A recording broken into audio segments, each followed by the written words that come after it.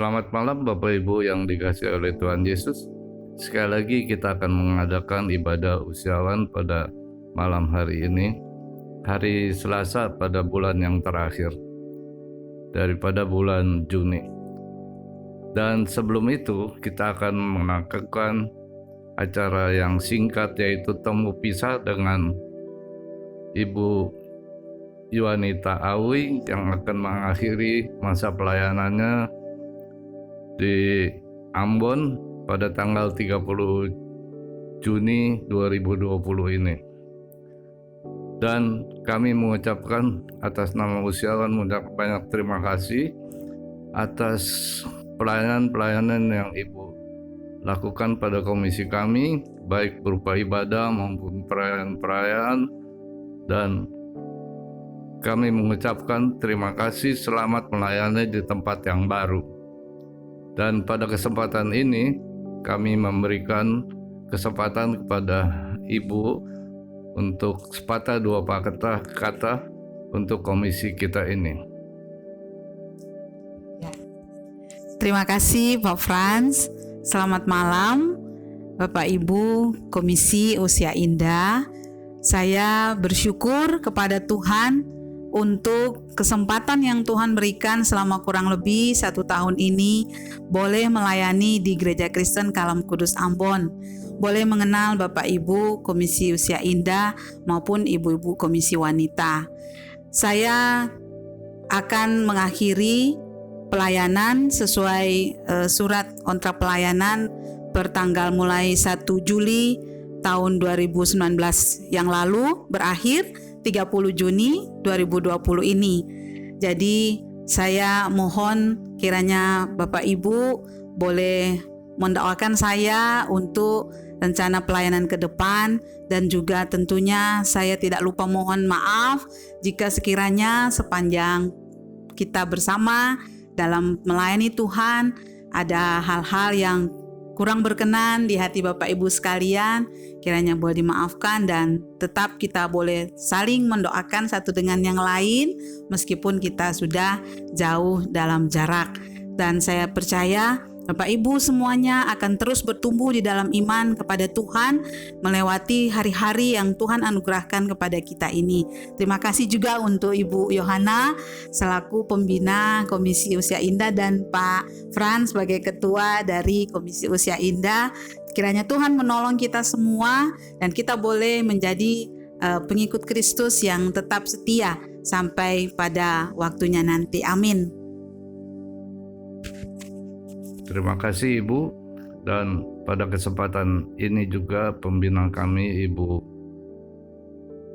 saya lupa namanya, Ibu Yohana akan memberikan tali kasih dari Komisi Usiawan. Kami silakan Ibu, dan sepatah dua patah kata untuk memperkuat pelayanan Ibu Yuanita di tempat yang lain.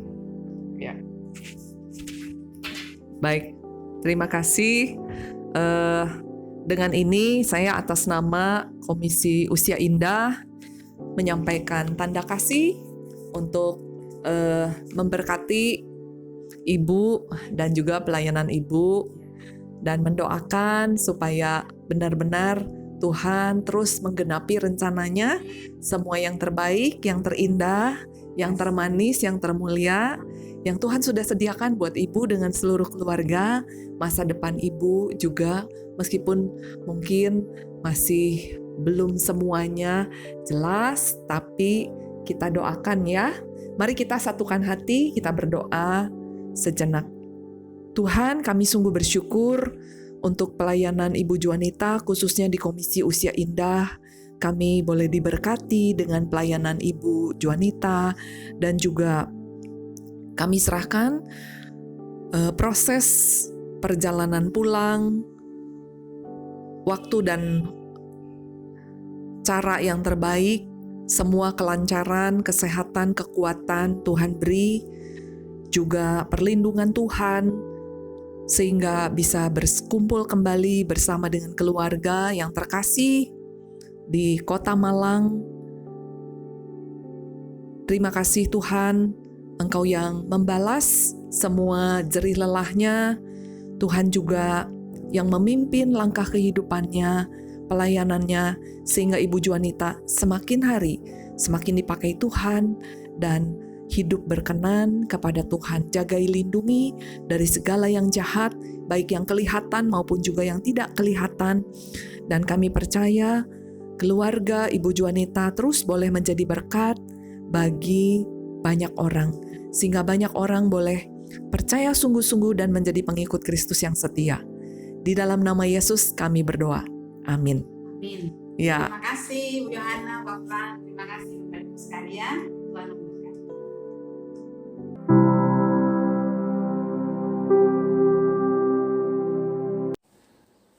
Baik, anak-anak, papa, kita semua akan mulai mesbah keluarga kita pada malam hari ini. Kita siapkan hati, kita nyanyi lagu kasih.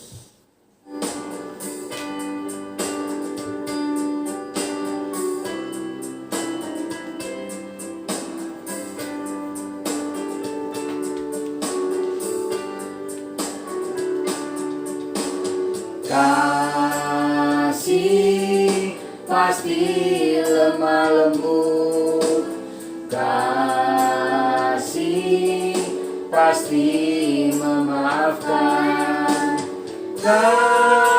kasih pasti murah hati, kasih-Mu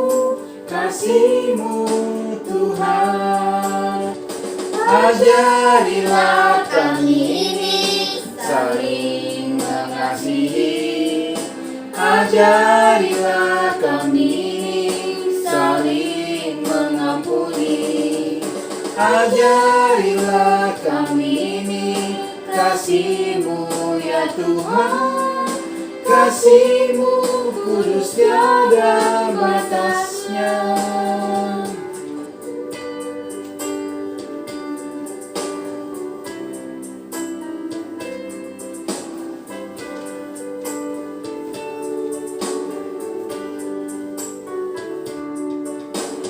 Kasih pasti lemah lembut, kasih pasti memaafkan, kasih pasti murah hati, kasih-Mu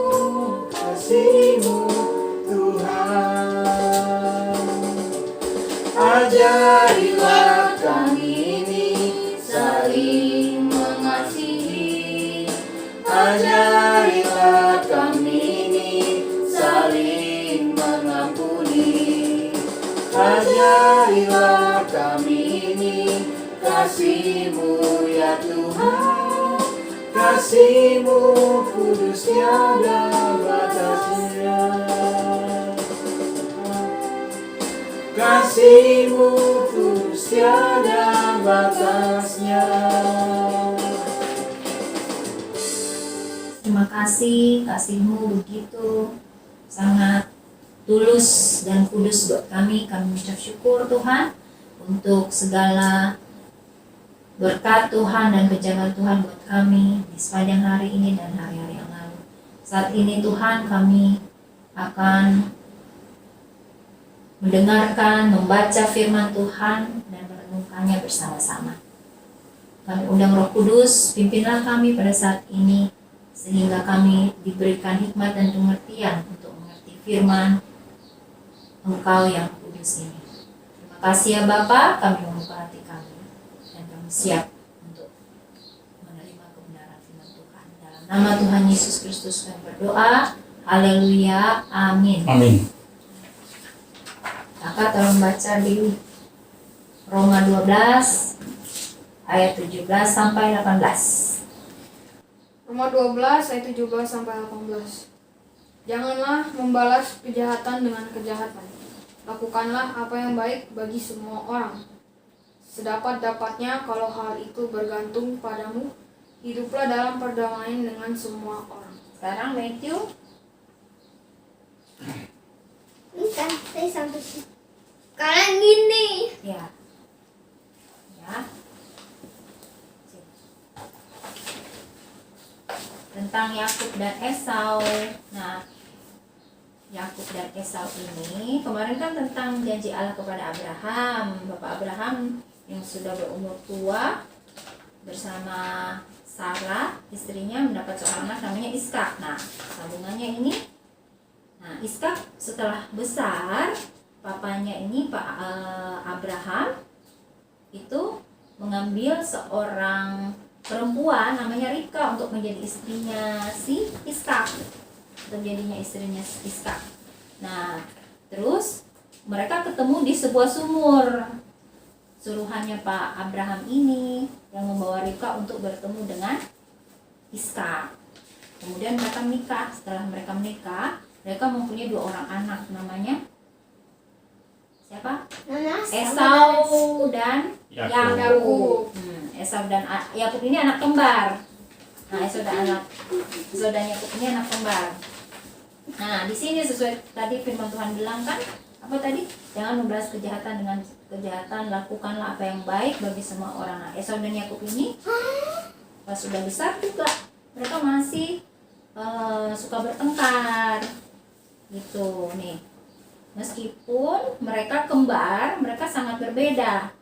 Rambut Esau itu berwarna merah, rambutnya Esau warna merah. Terus badannya berbulu, penuh bulu-bulu. Nah, Esau ini suka berburu rusa. Dan dia suka memanah, bawa busur dan panahnya. Kalau Yakub kulitnya halus nih, kayak gini halus kulitnya. Terus dia suka tinggal di rumah, dia suka membantu mamanya memasak. Dia suka bikin sup kacang merah, enak banget.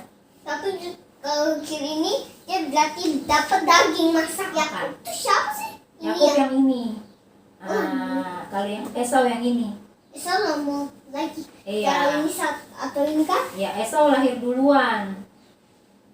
Yakub yang keduanya. Tapi mereka tetap kembar. Ayahnya itu namanya Ishak. Pas meninggal, Yakub mendapat hak istimewa. Tapi dia dapatnya itu karena ditipu sama Yakub. Karena Yakub menginginkan berkatnya Esau. Iya. Jadi dia membuat rencana licik di sini kalau ditulisnya. Nah, dia menyamar jadi Esau supaya papanya kan udah tua, udah nggak kelihatan. Jadi papanya ketipu sama Yakub. Terus sebelumnya juga Yakub ini menipu kakaknya. Kakaknya lagi lapar, terus datang dari berburu, dia lihat ada sup enak, dia bilang, "Mak, bagi dong Yakub, supnya enak, aku lapar." Terus kata Yakub, "Boleh aja, aku nanti kasih, tapi hak kesulunganmu buat aku ya." Terus karena Esaunya lapar, dia bilang, "Ya udah, ambil aja, itu juga buat aku, nggak ini kok, nggak berharga," katanya.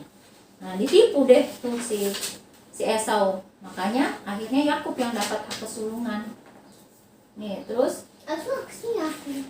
nah, terus di sini tuh ini dia nih supnya dikasih sama kakaknya Esau. Nah, setelah itu mereka pas Esau tahu bahwa dia ditipu sama Yakub, marah dia.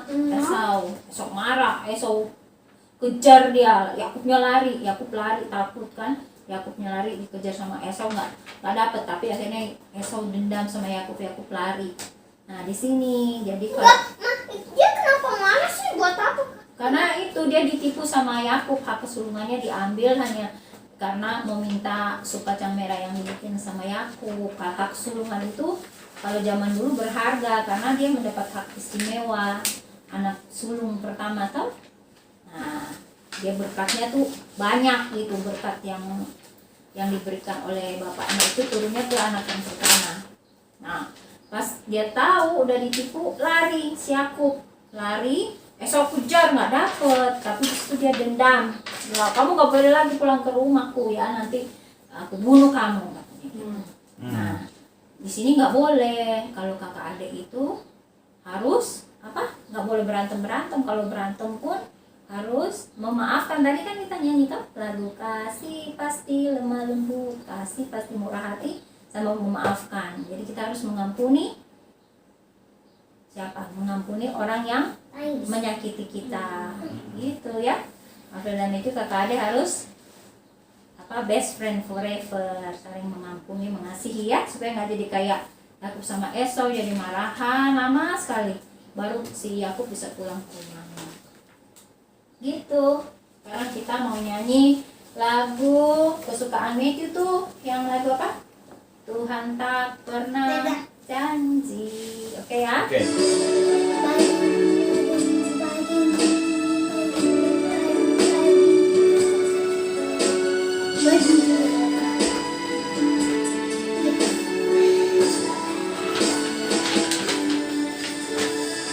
Tak pernah janji, langit selalu biru, tetapi Dia berjanji selalu menyertai.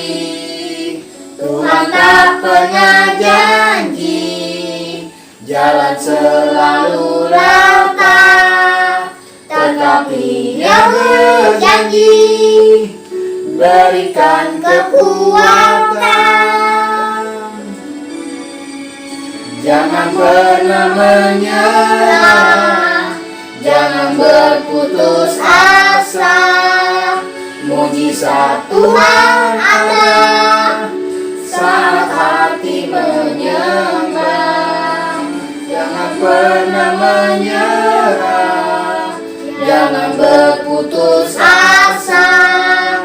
Mujizat Tuhan ada bagi yang setia dan percaya.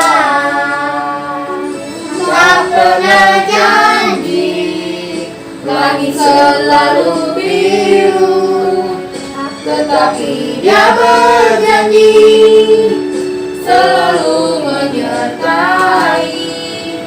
Tuhan tak pernah janji, jalan selalu rata, tetapi Dia berjanji berikan kekuatan.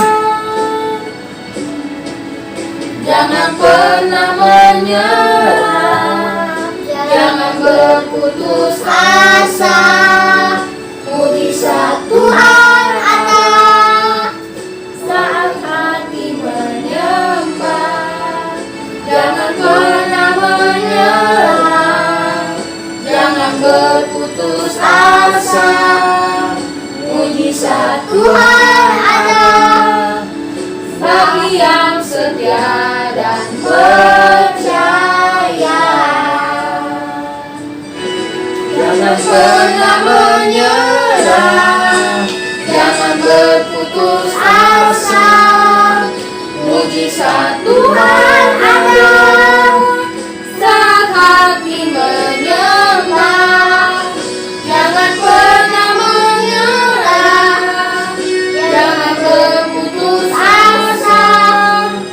Mujizat Tuhan ada bagi yang setia dan percaya. Mujizat Tuhan ada bagi yang setia dan percaya. Mujizat Tuhan ada bagi yang setia dan percaya.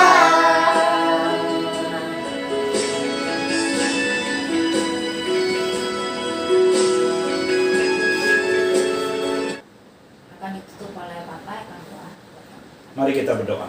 Kita satu dalam doa. Maha besar Tuhan yang bertahta dalam kerajaan sorga, di saat ini kembali kami menghampiri hadirat-Mu yang kudus.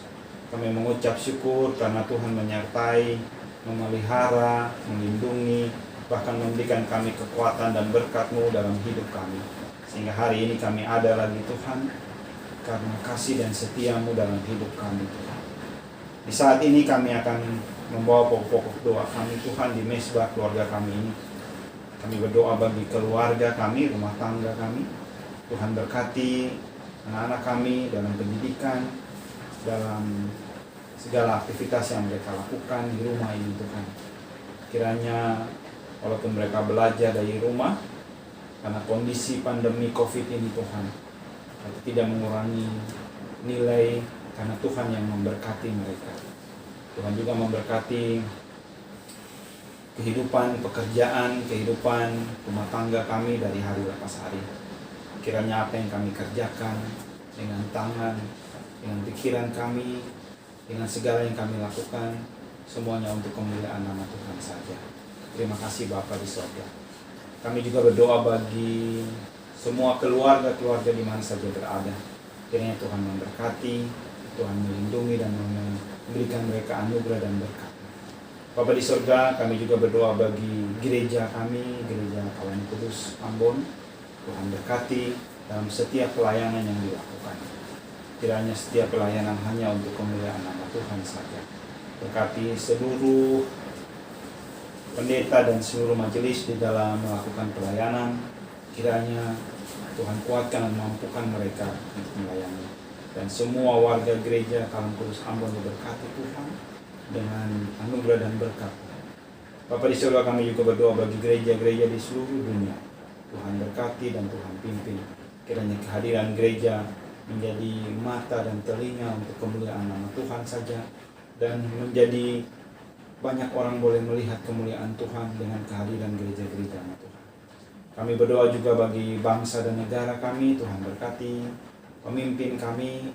Tuhan berikan hikmat kebijaksanaan bagi mereka dalam mengambil setiap keputusan yang ada untuk kebaikan bangsa dan negara kami. Bahkan seluruh dunia ini Tuhan kami berdoa, di mana wabah pandemi ini sampai hari ini masih ada. Kami menyerahkan semua ke dalam tangan Tuhan. Kiranya dengan mujizat Tuhan, dengan waktu Tuhan saja, pandemi ini akan berakhir di muka bumi ini Tuhan. Dengan cara Tuhan saja. Baik melalui orang-orang atau ilmuwan yang akan menemukan vaksinnya, sehingga pandemi ini boleh berakhir. Kami serahkan semuanya ke dalam tangan pengasihan Bapa. Terima kasih ya Tuhan Yesus.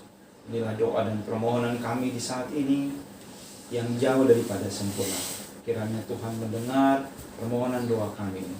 Hanya yang di dalam nama Tuhan Yesus saja kami naikkan doa ini kepada Bapa di surga. Dalam nama Tuhan Yesus kami berdoa. Amin. Kita akan mendengarkan firman Tuhan yang akan disampaikan oleh hambanya, pelayan Tuhan.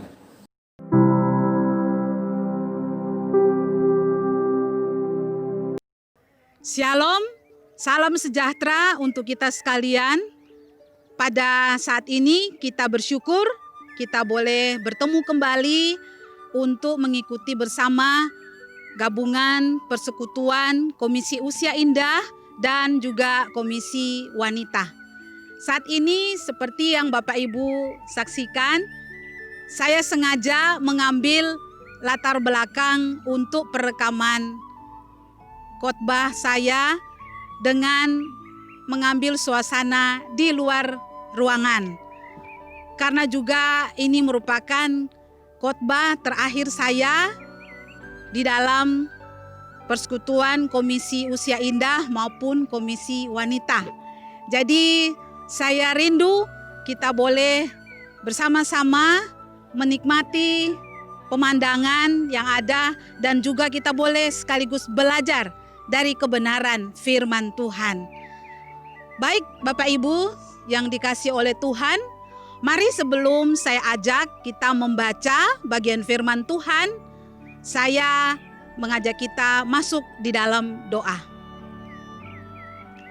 Tuhan, kami mengucap syukur karena kasih dan pemeliharaan Tuhan. Kami semua saat ini boleh ada sebagaimana kami ada di dalam kekuatan dan kesehatan dalam anugerah Tuhan. Kami juga mau berdoa Tuhan, kalau di antara Bapak Ibu Komisi Usia Indah maupun dari ibu-ibu Komisi Wanita ada yang mungkin di dalam pergumulan, entah itu pergumulan keluarga ataupun di dalam pergumulan kesehatan, pergumulan apapun, mari Tuhan, Engkau sendiri yang campur tangan, dan biarlah Bapak Ibu sekalian boleh melewati semua pergumulan itu bersama dengan Tuhan, sehingga boleh mengalami kelegaan dan kemenangan. Saat ini kami sungguh mohon pertolongan Allah Roh Kudus memampukan kami agar hati pikiran kami betul-betul hanya terfokus untuk belajar dan mendengarkan kebenaran firman Tuhan. Kami serahkan waktu ini ke dalam tangan-Mu Tuhan. Berfirmanlah, kami sudah siap mendengarkan, layakkan kami, sucikan dan kuduskan kami. Biarlah segala kemuliaan hanya bagi nama Tuhan. Amin. Ibu Bapak, saudara-saudara yang dikasihi oleh Tuhan, saya mengajak kita membuka bagian firman Tuhan yang pertama di dalam Bilangan 12. Mari kita membaca, memperhatikan ayat yang pertama hingga yang ke-15. Bilangan 12 ayat 1 hingga yang ke-15. Bapak Ibu, silakan mengikuti dari rumah. Saya akan bacakan untuk kita sekalian. Pemberontakan Miriam dan Harun.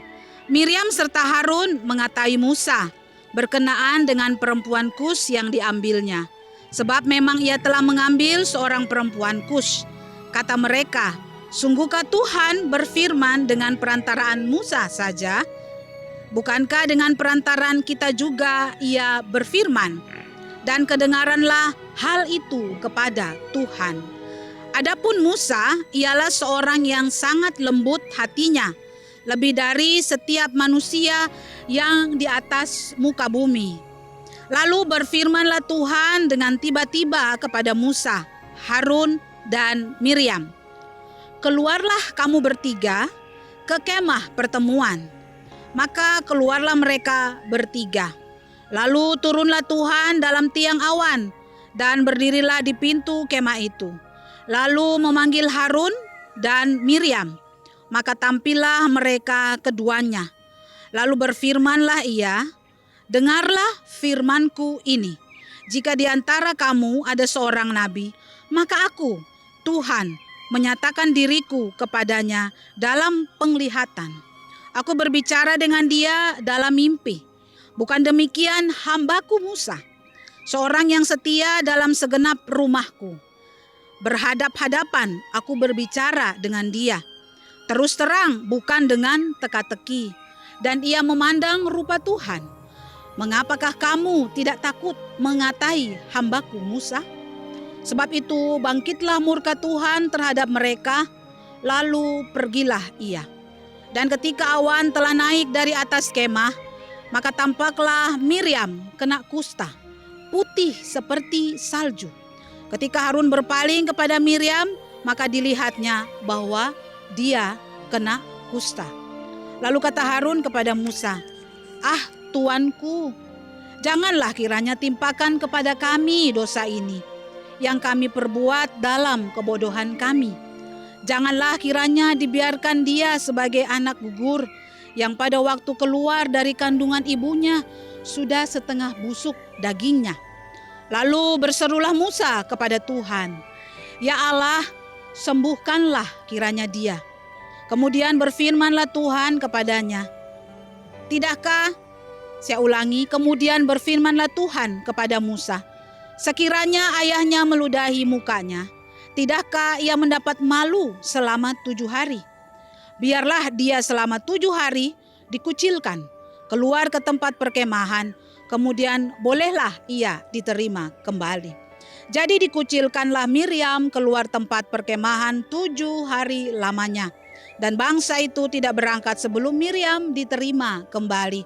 Kemudian berangkatlah mereka dari Haserot dan berkemah di padang gurun Paran. Tolong batasi bagian firman Tuhan itu. Kita akan baca lagi satu bagian firman Tuhan. Saya akan bacakan di dalam Keluaran pasal yang ke-15. Keluaran 15 ayat 20 hingga yang ke-21. Firman Tuhan berbunyi demikian. Lalu Miriam, nabiah itu, saudara perempuan Harun, mengambil rebana di tangannya, dan tampillah semua perempuan mengikutinya, memukul rebana serta menari-nari. Dan menyanyilah Miriam memimpin mereka, menyanyilah bagi Tuhan, sebab ia tinggi luhur, kuda dan penunggangnya dilemparkannya ke dalam laut. Demikian jauh Bapak Ibu yang dikasih oleh Tuhan, Ama Akung, ibu-ibu yang dikasih oleh Tuhan, dalam pembacaan firman Tuhan kita pada saat ini di bawah sebuah tema, yaitu adakah dosa Miriam melekat di hatiku. Jadi tema ini menjadi sebuah bentuk kalimat tanya. Adakah dosa Miriam itu melekat di hidupku? Nah, Ibu Bapak Saudara-saudara yang dikasih oleh Tuhan, Miriam itu siapa? Ya, kita harus tahu dulu Miriam itu siapa. Mungkin sebagian kita sudah tahu bahwa Miriam itu seperti yang dikatakan oleh firman Tuhan adalah saudara perempuan dari Musa dan Harun.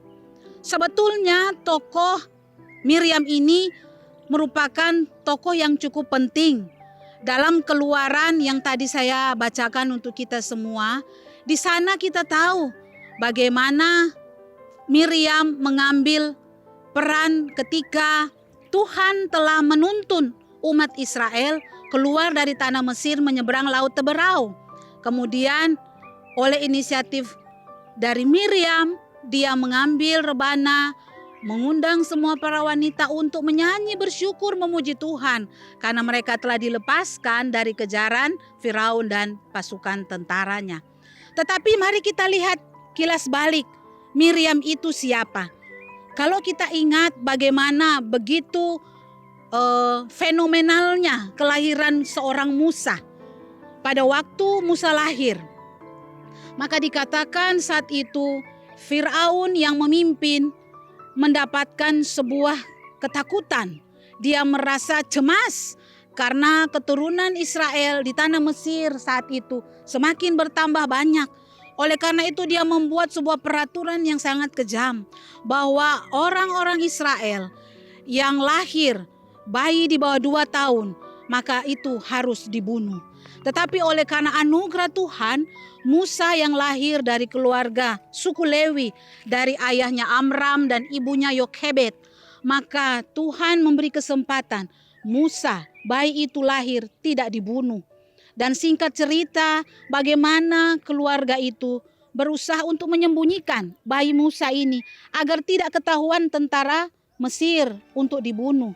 Dan yang mendapat tugas penting untuk menjaga bayi Musa ini adalah siapa? Kakaknya, yaitu Miriam.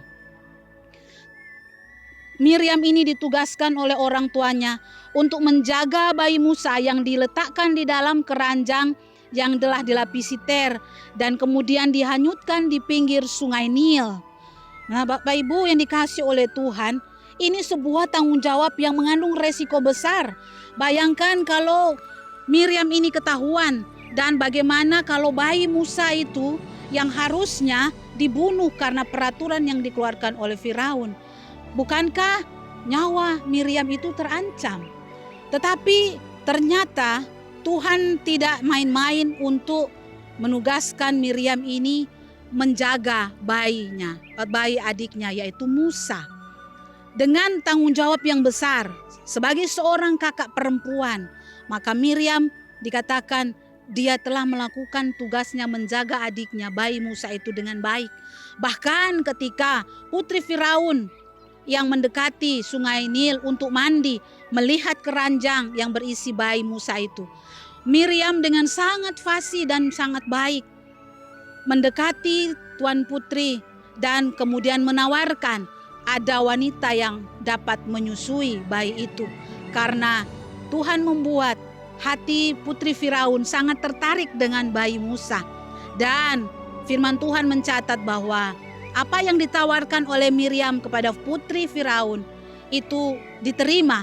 Dan sesungguhnya yang menjaga dan menyusui bayi Musa tidak lain adalah ibunya sendiri. Nah, peran Miriam sejak dia masih kecil, sejak bayi Musa ini dilahirkan, itu adalah peran yang penting.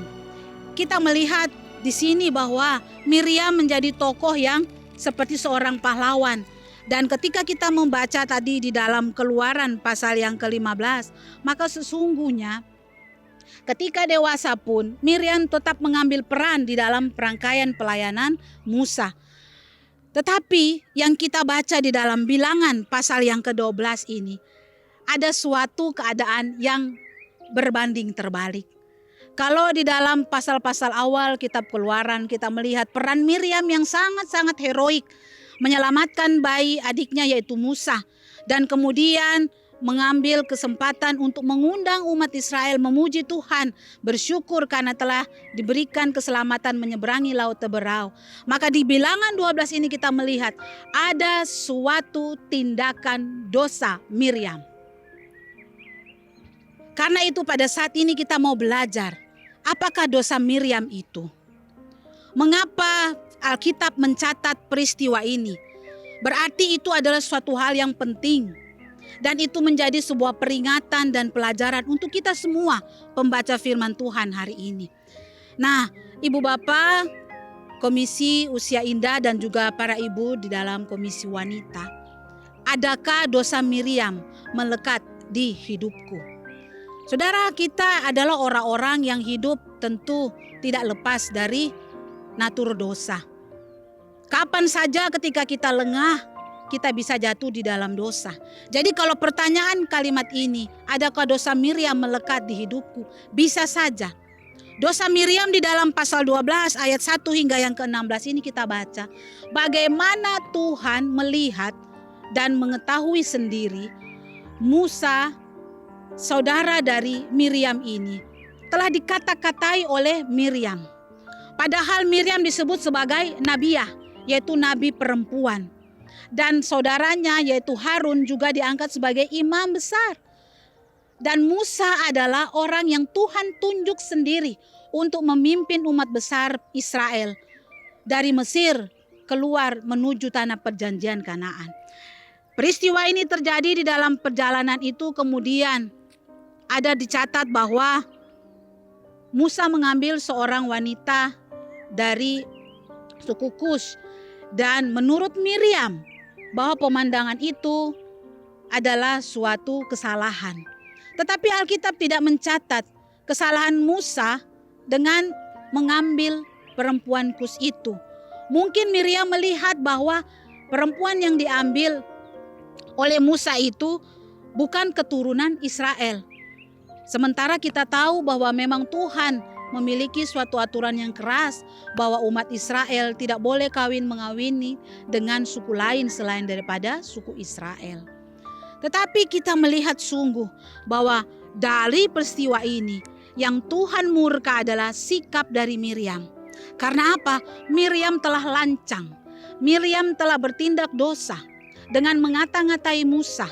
Dan lebih parah itu, dia mengajak dan mempengaruhi saudaranya yang seorang imam, yaitu Harun. Di sini kita tidak menemukan pembelaan Musa sama sekali sebagai seorang hamba Tuhan, sebagai seorang yang mengerti bahwa dia adalah orang yang Tuhan tunjuk untuk memegang tanggung jawab pemimpin rohani. Musa tidak mengucapkan pembelaan apapun. Tetapi Tuhan yang bertindak ketika Tuhan mengetahui bahwa Miriam telah mengata-ngatai Musa, bahkan telah mengatakan dan meragukan kepemimpinan Musa sebagai seorang pemimpin rohani, sebagai seorang hamba Tuhan yang ditunjuk langsung oleh Tuhan. Ini dipandang Tuhan sebuah dosa. Oleh karena itu kita membaca tadi bahwa Tuhan memanggil ketiga orang ini, Musa, Harun, dan Miriam. Tetapi Tuhan berkata dengan jelas bahwa Tuhan murka dengan perbuatan Miriam. Ditekankan di sini nama Miriam yang didahului itu tidak biasanya.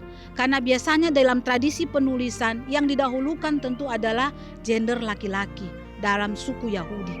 Tetapi ketika nama Miriam ditulis lebih awal, maka ini ingin menunjukkan penekanan bahwa Miriamlah yang menjadi fokus murka Tuhan dalam peristiwa ini.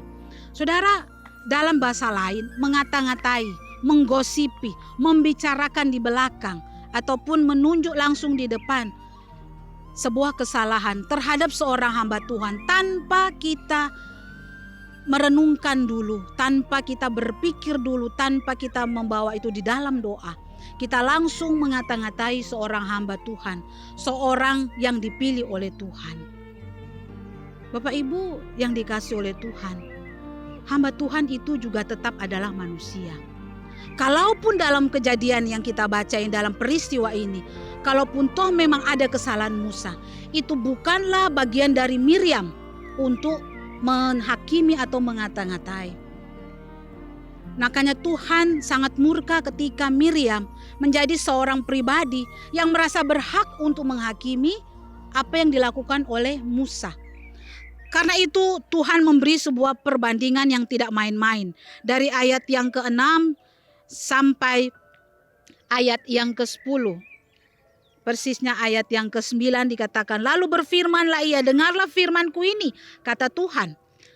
Jika di antara kamu ada seorang nabi, maka aku, Tuhan, menyatakan diriku kepadanya dalam penglihatan. Aku berbicara dengan dia dalam mimpi. Bukan demikian hambaku Musa, seorang yang setia dalam segenap rumahku. Berhadap-hadapan aku berbicara dengan dia, terus terang bukan dengan teka-teki dan memandang rupa Tuhan. Perhatikan baik, mengapakah kamu tidak takut mengatai hambaku Musa? Itu dikatakan oleh Tuhan sendiri. Tuhan ingin membandingkan seorang nabi pun tidak seperti bagaimana Tuhan melukiskan dirinya berelasi dengan Musa. Nabi itu mendapatkan firman Tuhan itu lewat mimpi dan penglihatan. Tetapi luar biasa pribadi Musa. Tuhan menilainya sebagai pribadi yang sungguh penuh dengan kelembutan hati. Tuhan tidak berbicara lewat mimpi dan penglihatan kepada Musa. Tapi kita tahu bersama firman Tuhan mencatat Tuhan berhadap-hadapan dengan Musa. Bahkan kedua loh batu 10 perintah Allah dikatakan ditulis oleh jari Tuhan sendiri. Tuhan berkenan untuk berhadap-hadapan dengan Musa. Karena Tuhan menilai Musa dengan hikmat dan kebijaksanaan kekuasaan Tuhan yang sungguh tidak bisa diganggu gugat oleh manusia manapun. Mengapakah seorang Miriam yang hanya seorang nabiah berani menghakimi dan mengata-ngatai Musa, hamba Allah yang diperkenankan oleh Tuhan? Nah, saudara, di dalam kehidupan kita, hati-hati dengan perkataan lidah kita. Seringkali kalau kita melihat ada kesalahan hamba Tuhan, dimanapun ini, di gereja manapun saya sering melihat ini. Kita seringkali melihat bagaimana sebagai gereja Tuhan, sebagai umat Tuhan, kita cenderung untuk melihat kekurangan seorang hamba Tuhan. Memang seorang hamba Tuhan itu manusia biasa, tetapi memang juga bukan orang yang sembarangan, dalam artian ada sebuah panggilan suci, ada sebuah perkenaan yang Tuhan telah nyatakan. Sehingga seorang hamba Tuhan itu tidak menjalani kehidupan seperti orang yang lain, tetapi menyerahkan kehidupannya untuk melayani Tuhan secara full time. Ketika kita memandang seorang hamba Tuhan dan berani untuk mengata-ngatai, menghakimi perbuatan seorang hamba Tuhan di luar pergumulan dan kebenaran firman Tuhan, maka pertanyaan, adakah dosa Miriam melekat di hidupku? Itu akan terjadi. Saya ulangi, ketika kita sebagai umat Tuhan memandang seorang hamba Tuhan yang Tuhan tempatkan dalam kehidupan kita, tanpa kita menggumulinya bersama dengan Tuhan, mungkin memang ada kesalahan dari seorang hamba Tuhan. Tetapi sikap kita yang tidak menaruh hormat kepada seorang pilihan Tuhan, kepada seorang hamba Tuhan, maka itu dikatakan sebuah dosa, sebuah kesalahan. Karena apa? Kita telah mengambil bagian Tuhan. Karena yang akan menghakimi itu adalah Tuhan sendiri. Jadi tentu kita tidak mau dosa Miriam itu melekat dalam hidup kita, bukan? Ibu bapak yang dikasih oleh Tuhan. Jujur memang di dalam perjalanan panggilan pelayanan, saya pribadi sebagai seorang hamba Tuhan jatuh bangun dan terus bergumul dengan panggilan ini. Tetapi selama sebagai seorang hamba Tuhan kita jujur di hadapan Tuhan, terbuka dan tidak ada kepalsuan. Apa yang benar itu dinyatakan benar, apa yang salah tidak takut untuk dinyatakan salah. Maka urapan dan kuasa Tuhan akan terus ada di dalam kehidupan seorang hamba Tuhan. Manusia bisa menolak hamba Tuhan. Oleh karena perkataan dan pernyataan kebenaran firman Tuhan yang mungkin tidak cocok dengan cara pandang dan penilaiannya. Manusia bisa tidak setuju oleh karena kekerasan hatinya. Tetapi ketika seorang hamba Tuhan melakukan apa yang diperintahkan oleh Tuhan melalui pemberitaan kebenaran firman Tuhan, dan ketika mungkin ada hati jemaat yang tersinggung, maka sesungguhnya Roh Kudus Tuhan telah bekerja dan sedang bekerja. Tetapi hanya hati yang berkeras saja, hanya hati yang tidak mau diubahkan, maka orang itu berani untuk menghakimi seorang hamba Tuhan. Saudara yang dikasihi oleh Tuhan, kita ini adalah gereja Tuhan. Kita adalah tubuh Kristus. Kita sama-sama sebagai rekan kerja Allah, kita yang tergabung di dalam pelayanan, maka seharusnya kita membangun spirit kasih Kristus di dalamnya. Ketika perjalanan itu mungkin ada kerikil-kerikil tajam, ada penyesuaian karakter satu dengan yang lain, ada saling pengenalan satu dengan yang lain, mungkin ada sempat kesalahan dan ada mungkin sempat jatuh. Mari kita menyelesaikan itu pun dengan spirit kasih. Kita lakukan bagian kita. Apa yang kita memang dengar dan kita terima, kita paham dalam pergumulan bersama dengan Tuhan, kita lakukan tugas kita. Kalau memang Tuhan mendorong kita untuk setia mendoakan jemaat Tuhan, setia mendoakan pekerjaan Tuhan, setia mendoakan para hamba Tuhan dan para majelis, lakukan itu. Kalau Tuhan mendorong kita untuk memperhatikan jemaat di dalam kehidupannya setiap hari, entah dengan pemberian, kalau Tuhan menggerakkan itu, lakukan itu. Kalau Tuhan menggerakkan dan memimpin kita untuk menjadi orang yang betul-betul bersama-sama bisa menjadi rekan di dalam melayani bersama hamba Tuhan, lakukan itu dengan baik, dengan spirit kasih Kristus. Ketika ada kesalahan, itu manusiawi, tetapi cara menyelesaikannya itu yang menentukan. Apakah kita menyelesaikannya secara manusiawi atau kita menyelesaikannya secara ilahi di dalam pengertian dengan kebenaran firman Tuhan. Saya sendiri mengagumi ada seorang hamba Tuhan dalam perjalanan hidup saya, di dalam peran membimbing saya sejak dari remaja hingga saat ini. Hamba Tuhan yang saya hormati itu ada di daerah kelahiran saya. Bukan berarti hamba Tuhan yang saya hormati itu tidak pernah melakukan kesalahan. Tetapi ketika saya melihat ada kesalahannya, karena saya melihat bagaimana Tuhan yang telah mempercayakan kepada hamba ini, maka ketika hamba Tuhan ini melakukan kesalahan, saya tidak menjauhinya, saya tidak membencinya, tetapi saya mendoakannya, dan saya rindu Tuhan tetap menggendongnya di dalam kasih Tuhan, supaya apa yang bengkok diluruskan, apa yang salah bisa diperbaiki. Nah, ibu bapak, saudara yang dikasihi oleh Tuhan, di dalam konteks bacaan ini kita belajar bersama. Seharusnya bagaimana meresponi kesalahan, bagaimana seharusnya kita memandang seorang hamba Tuhan.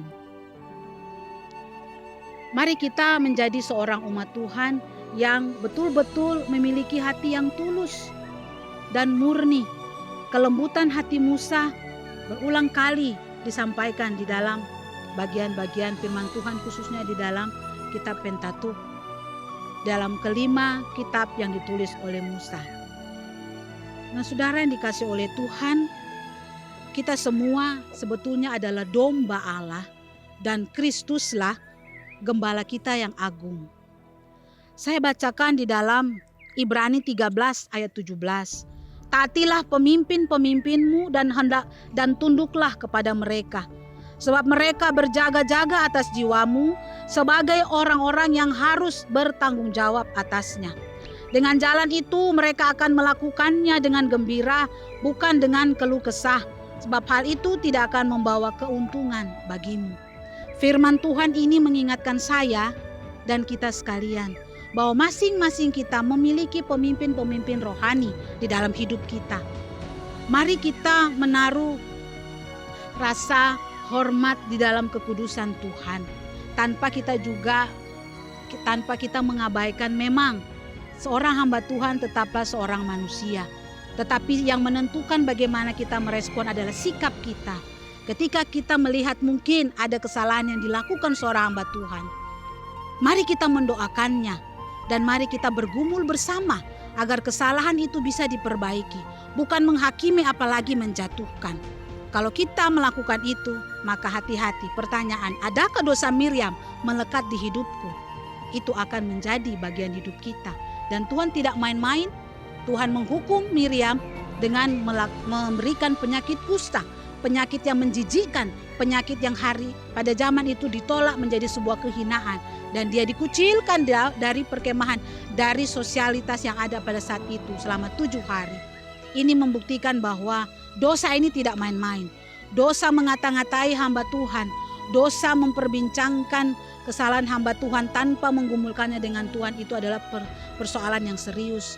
Kita bisa meniru sikap Daud terhadap Saul. Walaupun Saul telah melakukan kejahatan kepada Daud, tetapi Daud tetap menghormati Saul dan melihat tetap Saul adalah orang yang diurapi Tuhan, dan tidak sedetik pun dan tidak sejengkal pun Daud berani menjamah Saul atau membunuhnya. Padahal banyak kesempatan yang dimiliki Daud untuk membunuh Saul. Tetapi Daud terus meyakini bahwa aku tidak akan mengapa-apakan seorang hamba pilihan Tuhan selama dia masih menjadi Raja Israel. Oleh karena itu, marilah biarlah kita diberkati dan diingatkan bersama. Di dalam kehidupan kita, kita menjauhi dosa Miriam. Mari kita terus mendoakan hamba-hamba Tuhan kita. Mari kita terus menjalin dan menumbuhkan kasih di dalam pelayanan kita, agar semua itu menjadi sebuah keluarga yang indah di dalam Tuhan sebagai tubuh Kristus. Amin. Mari kita berdoa. Bapa kami di dalam sorga, kami bersyukur karena firman Tuhan saat ini boleh memberkati kami, mengingatkan kami bahwa kami perlu berhati-hati dengan sikap kami. Kami perlu berhati-hati dengan lidah kami. Bagaimana kami melihat seorang hamba Tuhan, meskipun memang di dalam kemanusiaannya ada natur dan kesalahan dosa. Tetapi biarlah kami Roh Kudus jaga untuk terus mendoakan dan melihat hamba Tuhan, menghargai sebagai orang yang telah Tuhan pilih, sehingga kami boleh tetap menjadi rekan, tetap boleh menjadi bagian dalam tubuh Kristus di dalam kasih-Mu. Terima kasih Tuhan. Tuhan memberkati Bapak Ibu anggota Komisi Usia Indah dan juga para ibu di dalam Komisi Wanita. Meskipun hamba akan mengakhiri pelayanan di dalam Gereja Kristen Kalam Kudus Ambon, hamba terus berdoa Tuhan tetap memelihara Bapak Ibu usiawan dan juga ibu-ibu dalam Komisi Wanita di dalam pemeliharaan Tuhan, sehingga iman mereka terus bertumbuh dari waktu ke waktu bersama dengan para hamba Tuhan yang menjaga jiwa mereka, memberikan pembinaan rohani, dan mereka boleh mencintai hamba-hamba Tuhan dan boleh terus mendoakannya. Di dalam nama Tuhan Yesus hamba berdoa. Amin. Demikian firman Tuhan yang telah kita baca dan pelajari. Kiranya kita boleh terus bertumbuh di dalam pengenalan yang benar dalam firman Tuhan, dan doa saya dan shalom terus menyertai dari Bapak Ibu sekalian. Amin.